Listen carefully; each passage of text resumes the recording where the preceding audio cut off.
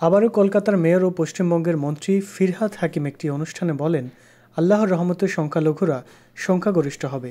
তিনি বলেন, আমরা এমন একটা ধর্মের লোক যারা বাংলায় ৩৩% আর ভারতে ১৭%। আমাদের সংখ্যালঘু বলা হয়। আমরা নিজেদের সংখ্যালঘু ভাবি না। আল্লাহর রহমত থাকলে আমরা একদিন মেজরিটি হব। ফিরহাদ হাকিমের এই বক্তব্যকে ঘিরে বিজেপি নেতৃত্ব তীব্র প্রতিক্রিয়া জানিয়েছে এবং কলকাতার মেয়রের বিরুদ্ধে সাম্প্রদায়িক বিদ্বেষ উস্কে দেয়া এবং বিপজ্জনক এজেন্ডা প্রচারের অভিযোগ এনেছে। বিজেপির আরও বেশ কয়েকজন নেতা এই মন্তব্যের তীব্র বিরোধিতা করে বলেছেন, শুধু ফিরহাদ হাকিম নন, তৃণমূল কংগ্রেসের আরও অনেক নেতাই একই ধরনের বক্তব্য দিচ্ছেন। এই প্রথমবার নয় যে তৃণমূলের এই জ্যেষ্ঠ নেতার মন্তব্য বিতর্ক তৈরি করেছে।